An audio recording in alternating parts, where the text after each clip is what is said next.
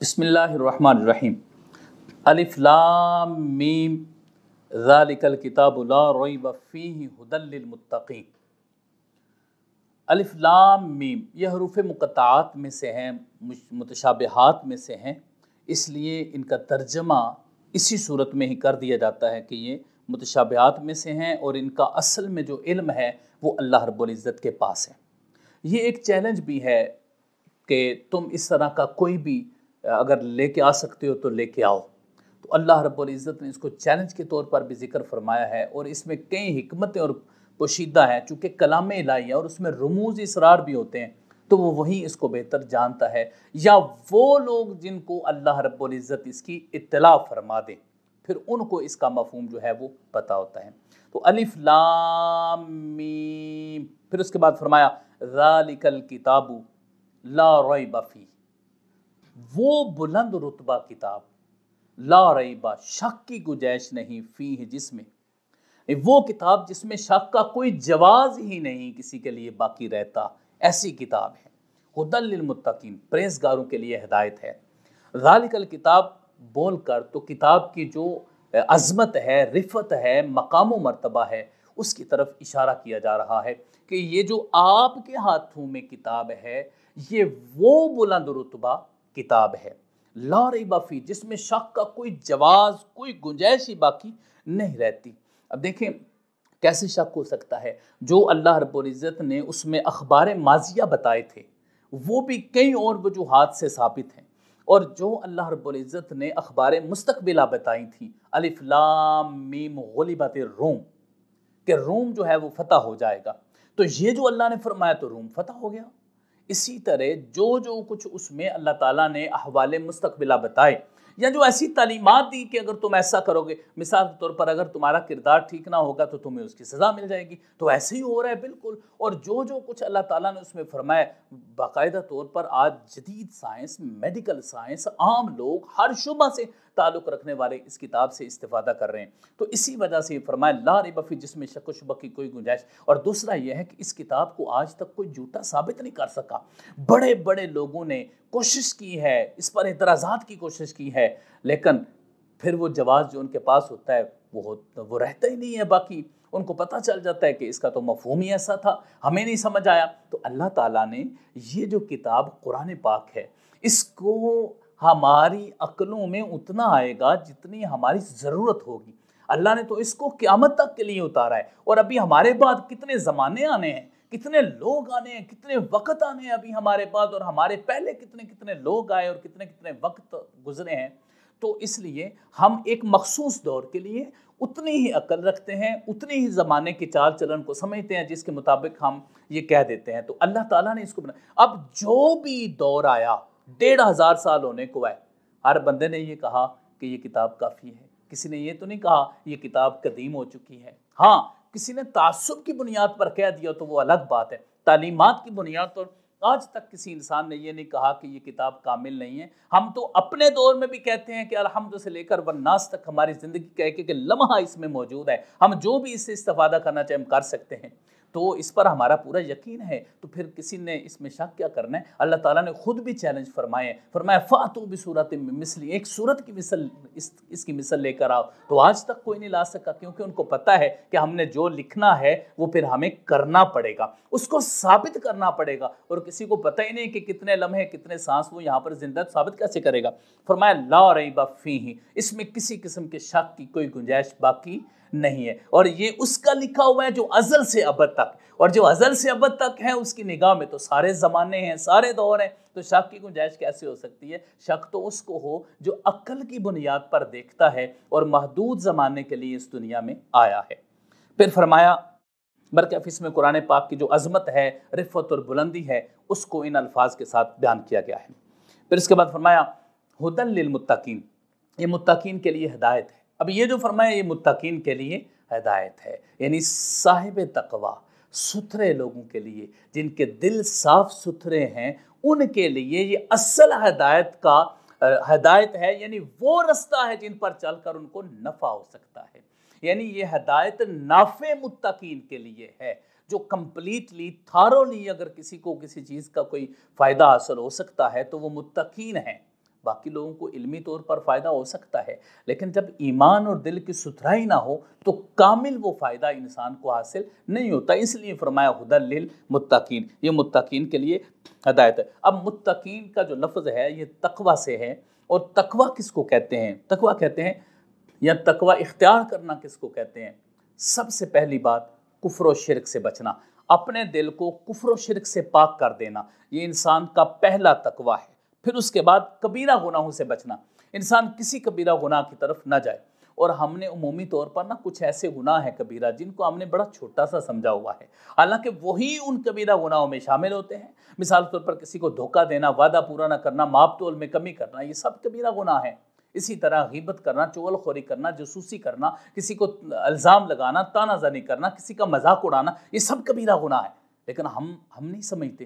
اور جو بندہ ان میں ملوث ہے وہ صاحب تقوی نہیں ہو سکتا، اور جو صاحب تقوی نہیں ہوگا وہ قرآن پاک سے کیسے استفادہ کر سکے؟ لوگ کہتے ہیں نماز پڑھتے ہیں سکون نہیں، قرآن کی تلاوت کرتے ہیں سکون نہیں ہے، تو قرآن ہدایت ہے، راہ دکھلانے والا ہے، اعلیٰ درجہ اس کو عطا کرنے والا ہے۔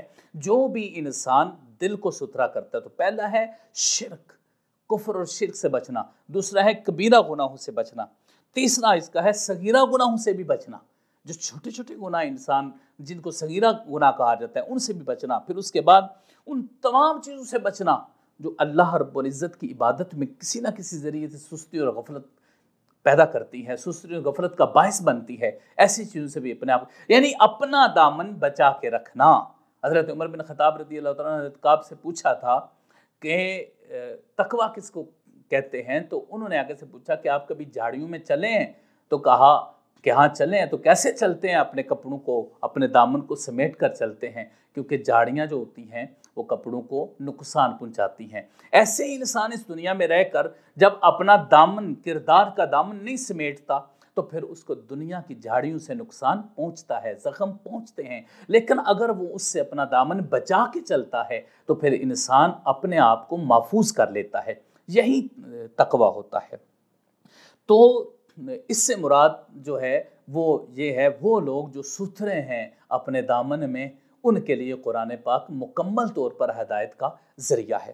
پھر اس کے بعد فرمایا الذین یؤمنون بالغیب، وہ لوگ جو غیب پر ایمان رکھتے ہیں۔ اب یہ جو لفظ غیب ہے یہ کس کو کہتے ہیں؟ جو حواس خمسہ ہیں، جن کے ساتھ انسان کھا پی سکتا ہے، مثال کے طور پر آنکھ ہے، کان ہے، زبان ہے، ناک ہے، بدن ہے، ان چیزوں کے ساتھ انسان معلوم کر لیتا ہے کسی بھی چیز کو، آواز کو کانوں کے ساتھ سن لیتا ہے، آنکھوں کے ساتھ دیکھ لیتا ہے، ہاتھ کے ساتھ اس کو چھو سکتا ہے، سونگھ کے اس کو محسوس کر سکتا ہے۔ تو جو چیز انسان کی حواس خمسہ کی دسترس میں نہیں ہوتی اس کو غیب کہتے ہیں۔ جہاں تک انسان کی اپروچ نہیں ہے، اس کو کسی طریقے سے وہ محسوس نہیں، فیل نہیں کر سکتا، اس کو کہتے ہیں غیب۔ اور یہاں ہمارے لیے غیب کون سی چیزیں ہیں؟ ہمارے لیے اللہ تعالیٰ کی ذات ہمارے لیے غیب، اور اس کے علاوہ جنت ہے، دوزخ ہے، قبر کی جو زندگی ہے وہ ساری ہم سے غیب ہے۔ اس کے علاوہ جو فرشتے ہیں وہ ہماری نگاہوں سے غیب ہیں۔ تو اس طریقے سے جو معاملات ہیں یہ سارے ہم سے غیب ہیں۔ تو اس کا مطلب ہے غیب پر ایمان رکھتے ہیں۔ یہ ایمان والوں کی علامت بیان کی گئی ہے کہ وہ غیب پر ان کا جو یقین ہوتا ہے وہ غیب پر ہوتا ہے۔ یعنی مطلب کیا؟ ایک تو یہ ہے کہ وہ اس پر ایمان رکھتے ہیں کہ ایسا ہے، اور دوسرا اس سے مراد یہ ہے کہ وہ اس کی تصدیق کرتے ہیں کہ اس میں کسی قسم کے شک و شبہ کی گنجائش نہیں ہے۔ جنت ہے، اللہ نے اور رسول اللہ صلی اللہ علیہ وسلم نے فرمایا جنت ہے، ہم نے کہا ہے، جہنم ہے، ہم نے کہا ہے، قبر کے حالات ہیں، ہم نے کہا ہے۔ یہ ہے غیب پر ایمان رکھنا، کہ انسان اس کو دیکھے نہ، سونگے نہ، محسوس نہ کر سکے، لیکن اس کو جب کہا جائے کہ یہ چیز ہے تو غیب پر ایمان یہ ہے کہ وہ اس کو فوری طور پر تسلیم کرنے کے لیے تیار ہو جائے۔ پھر اس کے بعد فرمایا وَيُقِيمُونَ الصَّلَاةَ، اور صاحبان ایمان، هُدًى لِّلْمُتَّقِينَ۔ اب متقین کی وہ ساری وضاحت کی جا رہی ہے کہ یہ کون لوگ ہیں۔ پھر اس کے بعد فرمایا وَالَّذِينَ وَيُقِيمُونَ الصَّلَاةَ، اور وہ نماز قائم کرتے ہیں۔ یہاں جو نماز قائم کرنے کا لفظ ہے اس سے مراد صرف ہی قائم کرنا نہیں، بلکہ اس سے مراد اقامت بھی ہے، یعنی اس سے مراد قیام بھی ہے، قائم کرنا، اور اس سے مراد اقامت بھی ہے۔ اس میں فرق کیا ہوتا ہے؟ قائم کرنا یہ ہوتا ہے کہ آپ خود نماز پڑھتے ہیں، اپنا جو آپ کا فریضہ ہے وہ آپ ادا کرتے ہیں، اور اقامت یہ چونکہ یقیم باب افعال ہے، اقامت سے ہے، تو اس کا مطلب یہ بھی ہوتا ہے امپلیمنٹ کرنا، نافذ کرنا کسی چیز کو اپنے معاشرے میں جاری کر دینا، یہ اقامت ہوتا ہے، جس طرح اقامت دین کہتے ہیں، دین متین کو عام رواج دے دینا۔ تو نماز کی دعوت دینا، لوگوں کو نماز کی اہمیت بتانا اور لوگوں کو نماز کی طرف بلانا، یہ اقامت صلاۃ ہے، یعنی خود بھی ادا کرنا اور دوسرے لوگوں کو بھی کہنا کہ آپ نماز قائم کرو۔ تو اس کو کہتے ہیں یقیمون الصلاۃ، یعنی وہ صرف اپنی نماز نہیں پڑھتے بلکہ ان کے دوسروں کی نمازوں کی ادائیگی کی فکر بھی ہوتی ہے۔ تو فرمایا یقیمون الصلاۃ، نماز قائم کرتے ہیں۔ ظاہر ہے اگر کوئی نماز قائم کرتا ہے تو وہ صاحب تقویٰ ہے، کیونکہ رسول اللہ صلی اللہ علیہ وسلم نے فرمایا جو دن میں 5 وقت کی نماز ادا کرتا ہے اس کے سارے گناہ جڑ جاتے ہیں، اور جب گناہ جڑ جائیں تو اس کو تقویٰ کی دولت میسر آ جائے گی۔ اس کے بعد یہ فرمایا وَمِمَّا رَزَقْنَاهُمْ يُنْفِقُونَ۔ اچھا، یہاں پہ میں یہ عرض کرنا چاہتا ہوں نماز کے حوالے سے کہ نماز کی ادائیگی میں ہمیں کسی قسم کی غفلت کا شکار نہیں ہونا چاہیے۔ بر وقت جو نماز کا ایک وقت ہے، ہمیں اس وقت میں نماز کی ادائیگی کو یقینی بنانا چاہیے، تاکہ ہمیں، اور یہ سب سے بڑا فریضہ ہے ہمارا، دین متین کی خدمت ہم کرتے ہیں تو نماز فریضہ ہے، وظائف کرتے ہیں، تسبیح پکڑتے ہیں تو نماز پہلا فریضہ ہے، یعنی ہر چیز سے پہلے نماز ہو، پھر اس کے بعد باقی چیز جو ہے وہ ہو۔ ایک بندہ کہتا ہے جی میں اتنا کام کرتا ہوں دین کا کہ میرے پاس نماز کا بھی وقت نہیں ہوتا، استغفر اللہ استغفر اللہ استغفر اللہ۔ ایسا نہیں، بلکہ سب سے ضروری یہ ہے، کیونکہ سب سے پہلا سوال بھی اسی سے متعلق ہوگا۔ پھر اس کے بعد یہ فرمایا وَمِمَّا رَزَقْنَاهُمْ يُنْفِقُونَ، اور جو ہم نے ان کو رزق دیا اس سے خرچ کرتے ہیں۔ یہاں جو ہم نے رزق دیا اس سے خرچ کرتے ہیں، یہاں سے مراد جو زکوٰۃ ہے، صدقات واجبہ ہیں، صدقات نافلہ ہیں، وہ سارے اس سے مراد ہیں، یعنی جو آپ کی ادائیگی میں آتا ہے، اس کے اندر زکوٰۃ ہے، اس کے اندر صدقات ہیں، اس کے اندر عشر ہے، اس کے اندر نصف عشر ہے، اور اس کے اندر تمام وہ ذرائع اور رستے ہیں رزق خرچ کرنے کے۔ مثال کے طور پر دین کی خدمت کے لیے کرتا ہے، مسجد بنانے کے لیے کرتا ہے، مدرسے کے ساتھ تعاون کرتا ہے، یہ ساری چیزیں جو ہم نے رزق دیا، یہ اس کا ایک مفہوم ہے۔ دوسرا اس کا مفہوم یہ ہے کہ جو ہم نے ان کو روحانیت عطا کی، تزکیہ نفس عطا کیا، جو ہم نے ان کو علم عطا کیا، وہ علم خرچ کرتے ہیں، علم کو لوگوں تک پہنچاتے ہیں، روحانیت کی راہ بتاتے ہیں، معرفت کے طرق بتاتا ہے۔ یہ جو اللہ نے ان کو رزق عطا کیا ہے وہ اس کے مطابق اس کو خرچ کرتے ہیں۔ اس لیے تو کہا جاتا ہے کہ علم میں بخل اچھا نہیں۔ رسول اللہ صلی اللہ علیہ وسلم بھی دعا فرمایا کرتے تھے کہ اے اللہ مجھے علم نافع عطا فرما۔ تو علم کے حوالے سے بھی اپنی ذمہ داری انسان کو ادا کرنی چاہیے۔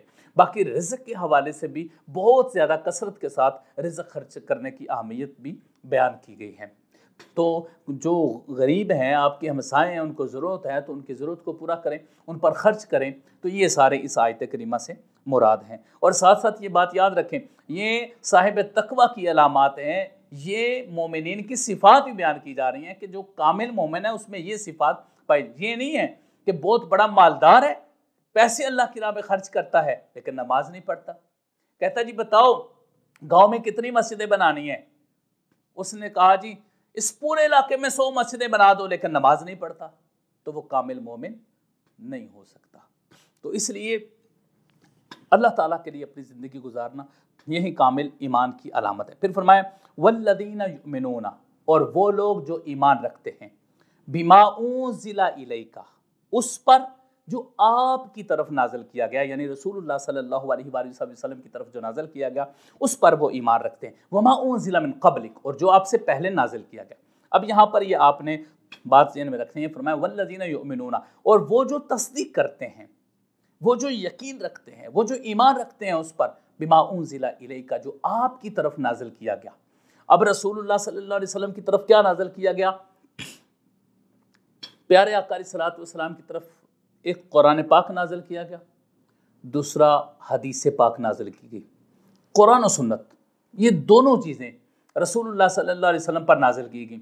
بعد ہمارے دوست اکثر اس کا ترجمہ تفسیر کرتے ہوئے سنت مبارکہ کا نام ہی نہیں لیتے، وہ کہتے ہیں کہ اس سے مراد قرآن پاک ہے، جو قرآن پاک رسول اللہ صلی اللہ علیہ وسلم پر۔ کچھ تو وہ ہیں کہ جو ویسے ہی ذکر نہیں کرنا چاہتے، اور کچھ وہ ہیں کہ جن کے سوچ میں یہ ایڈ ہی نہیں ہو سکا کہ اس سے مراد رسول اللہ صلی اللہ علیہ وسلم کی سنت بھی ہے، جو حدیث آپ پر وحی کی صورت میں اتری۔ ظاہر ہے آپ صلی اللہ علیہ وسلم کا ہر قول و عمل جو بھی ہے، جو آپ سوچتے ہیں وحی سے پہلے بھی، یا جو آپ لفظ بولتے ہیں وحی سے پہلے بھی، اس کی وحی الہی کے ساتھ تصدیق کر دی جاتی ہے، توثیق کر دی جاتی ہے۔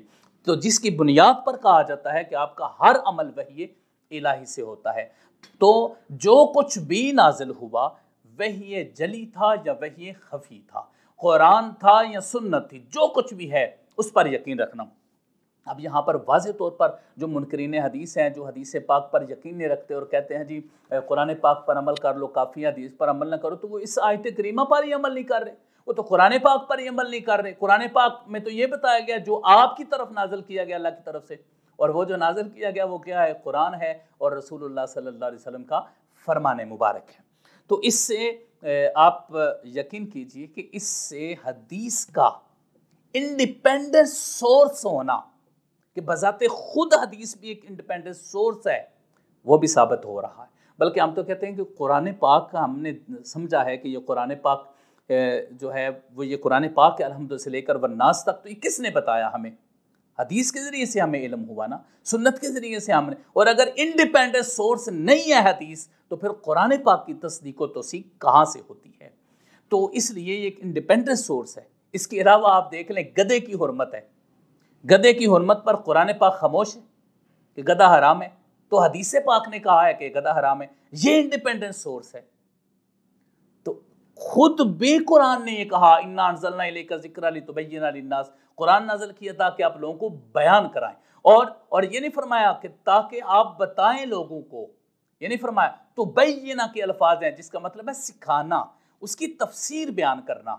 تو اگر قرآن پاک کی کوئی آیت اترتی ہے تو اس کا شان نزول حدیث سے علم ہمیں حدیث سے پتہ چلتا ہے، تو پھر بتائیں کہ حدیث پاک نے ہمیں بتایا کہ اس کا شان نزول یہ ہے۔ اس شان نزول کی اس شان نزول کے بارے میں علم جو چیز ہمیں دے رہی ہے وہ حدیث پاک ہے جو انڈیپینڈنٹ سورس ہے۔ تو یہ جو فرمایا والذین یؤمنون بما انزل الیک، وہ جو آپ کی طرف نازل کیا گیا اس پر یقین رکھتے ہیں اور اس کی تصدیق کرتے ہیں۔ پھر اس کے بعد فرمایا وما انزل من قبلک، اور جو اب سے پہلے نازل کیا گیا، قرآن پاک سے پہلے تورات نازل ہوئی، زبور نازل ہوئی، انجیل نازل، سب سے پہلے تورات، پھر زبور، پھر انجیل نازل۔ اس کے علاوہ صحائف ہیں، صحائف سلیمانی ہیں، صحائف ابراہیم ہیں، یا صحیفہ اسماعیل ہے، یا دیگر جتنے بھی رسول ہیں ان پر صحائف نازل ہوئے، تو وہ ساری کتابیں ان پر ایمان رکھتے ہیں۔ ان پر ایمان کی کیفیت کیا ہے؟ ان پر ایمان کی کیفیت یہ ہے کہ پہلی کتابوں کے جو نزول تھے لوح محفوظ سے یا اللہ تعالیٰ کی طرف سے جو اس کے نزول ہوئے ہیں، اس کیفیت پر ہمارا ایمان ہے۔ نازل ہونے کے بعد اگر اس میں رد و بدل کیا گیا، اور کیا گیا جس طرح اللہ نے فرمایا یحرفون الکلم من بعد مواضعہ، اس میں رد و بدل کیا گیا، اور وہ جو اس میں رد و بدل کیا گیا اس پر ہمارا ایمان نہیں ہے۔ ہمارا ایمان اس پر ہے جو اللہ نے اپنے بندے پر نازل کیا، اس پر ہمارا ایمان ہے۔ دوسرا یہ ہے کہ اگر اس کو اسی طریقہ کار کو جو تورات، زبور، انجیل میں بیان کی گئی، اگر قرآن پاک میں اسے منع کر دیا گیا ہے یا اس کو منسوخ کر دیا گیا، تو پھر ہم نے اس سے رک جانا ہے، اور ہمارا ایمان ہے کہ وہ جس حالت میں اتری تھی وہ ٹھیک ہے، لیکن قرآن پاک کے ذریعے سے ہمارے لیے جو چیزیں منسوخ ہو چکی ہیں ان پر ہم عمل نہیں کریں گے، کیونکہ ہمیں قرآن پاک کے ذریعے سے اس چیز کا حکم دیا گیا ہے۔ پھر فرمایا وَبِالْآخِرَةِ هُمْ يُوقِنُونَ، اور آخرت پر وہ یقین رکھتے ہیں۔ اب یہاں پر جو لفظ بولا ہے وَبِالْآخِرَةِ هُمْ يُوقِنُونَ کہ وہ آخرت پر یقین رکھتے ہیں، تو اس سے مراد کیا ہے؟ آخرت کی جو زندگی ہے وہ ساری کی ساری اس سے مراد۔ یہاں پیچھے اقامت صلاۃ کا ذکر ہوا اور زکوٰۃ و صدقات وغیرہ ان کا ذکر ہوا، قرآن کریم کا ذکر ہوا، پہلی کتابوں کا ذکر ہوا، تو ان چیزوں کا تعلق ظاہری طور پر دنیا کے ساتھ تھا۔ پھر ساتھ ہی فرمایا وَبِالْآخِرَةِ هُمْ يُوقِنُونَ، اور آخرت پر یقین رکھتے ہیں۔ یقین کی کیفیت انسان کے ایمان کی کیفیت ہوتی ہے، کہ یعنی وہ اس کو اسی وقت بندہ مومن کہلوائے گا جب اس کی وہ کیفیت شک میں مبتلا نہ ہو، بلکہ وہ یقینی کیفیت ہو کہ ہمارا ایک دن مواخذہ ہونا ہے۔ اور آخرت سے مراد حیات برزخی ہے، یعنی قبر کی زندگی ہے۔ آخرت یعنی آخرت کس کو کہتے ہیں؟ اس دنیا کے بعد جو بھی چیز لاحق ہے وہ آخرت ہے۔ یہ جو دنیا ہے اس کے بعد کہتے ہیں نا ربنا آتنا فی الدنیا حسنہ وفی الآخرۃ حسنہ۔ اب یہ جو دنیا کا لفظ بولا جاتا ہے یہ یہاں کے لیے، اور جو آخرت کا لفظ بولا جاتا ہے یہ ما بعد دنیا ہے، اس میں حیات برزخی ہے، اس میں حشر ہے، اس میں محاسبہ ہے، پھر اس کے بعد اس میں جنت ہے، جہنم ہے، یہ سارے جو بھی انسان کے مرنے کے بعد جو بھی معاملات ہیں وہ سارے آخرت میں ہوتے ہیں۔ تو انسان کو یہ حکم دیا گیا ہے، دوسرا صاحبان ایمان کی علامت ہے، صاحب تقوی کی علامت ہے، وہ ان تمام چیزوں پر ایمان رکھتا ہے اور وہ کہتا ہے کہ یقیناً وہ آخرت آنے والی ہے۔ پھر فرمایا اولئک علی ھدی من ربہم واولئک ھم المفلحون، یہی لوگ ہدایت پر ہیں من ربہم اپنے رب کی طرف سے، واولئک ھم المفلحون، اور یہی لوگ مراد کو پہنچنے والے ہیں، کامیاب ہونے والے ہیں۔ اب یہ وہاں متقین سے یہ سلسلہ شروع ہوا تھا اور یہاں مفلحون تک یہ سلسلہ مکمل ہو رہا ہے۔ اس کے دوران اللہ رب العزت نے عقیدہ کا ذکر کیا، عبادات کا ذکر کیا، معاملات کا ذکر فرمایا، الذین یؤمنون بالغیب ویقیمون الصلاۃ اور ومما رزقناہم ینفقون۔ یہاں آپ دیکھیں یؤمنون بالغیب ایمان ہے، ایمانیات ہے، اور یقیمون الصلاۃ عبادات ہیں، ومما رزقناہم ینفقون عبادات بھی ہیں اور حقوق العباد بھی ہیں، اور معاملات بھی اسی میں شامل ہوتے ہیں۔ پھر اس کے بعد ایمان کا ذکر ہوا، پھر ان ساری صفات کو ذکر کر کے اللہ رب العزت نے فرمایا یہ وہی لوگ ہیں جو ہدایت پر ہیں، اور یہی لوگ کامیاب ہیں، جو اس رستے پر نہیں ہیں وہ کامیاب نہیں ہے۔ آدھا آدھا نہیں ہو سکتا، پورا پورا جتنی بھی صفات اللہ رب العزت نے بیان فرمائی ہیں اس کے مطابق ہوگا، اس میں سے ایک دو اٹھا کے اپنی مرضی کے مطابق انسان اس کو اپنے اوپر نافذ نہیں کر سکتا۔